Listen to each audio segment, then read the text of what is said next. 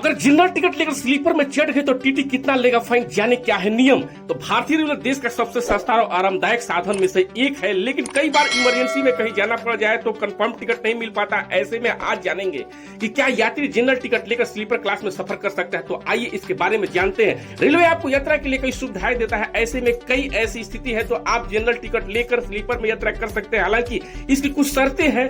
दरअसल second class train की ticket वैधता की रेलवे एक्ट 1989 के तहत होती है। नियमों के मुताबिक अगर यात्री की दूरी 199 किलोमीटर है, उसमें से कम है, तो टिकट की वैधता 3 घंटे तक रहेगी। रेलवे एक्ट के मुताबिक अगर आपके पास सेकंड क्लास का टिकट है और जनरल कोच में पैर रखने की जगह नहीं है तो आपको अगली ट्रेन आने तक इंतजार करना होगा, क्योंकि यह टिकट ऐसी यात्री के लिए जो है किसी खास ट्रेन के लिए आरक्षित नहीं है। हालांकि यदि टिकट की वैधता सीमा के भीतर किसी अन्य ट्रेन का विकल्प नहीं है तो आप स्लीपर क्लास में यात्रा कर सकते हैं। हालांकि आपको किसी भी खाली सीट पर बैठने का अधिकार नहीं मिलता है। रेलवे एक्ट की धारा 138 के तहत इस स्थिति में आपको ट्रेन में प्रवेश करते सबसे पहले टीटी से बात करनी होगी और उसे पूरी जानकारी देनी होगी कि आप किन किन परिस्थितियों में स्लीपर क्लास में प्रवेश किए हैं, और यदि कोई सीट खाली है तो टीटी आपको यात्रा के दोनों श्रेणी के टिकटों के बीच का अंतर लेकर आपका स्लीपर क्लास का टिकट जो है बना सकता है। और यदि कोई भी सीट उपलब्ध नहीं है तो वो आपको अगले स्टेशन तक यात्रा करने की अनुमति दे सकता है। अगर आप इसके बाद भी स्लीपर क्लास में बाहर नहीं आते हैं तो 250 रुपए का जुर्माना देकर यात्री जारी रख सकते हैं। वहीं आपके पास 250 रुपया नहीं है तो टीटी आपका चालान बनाएगा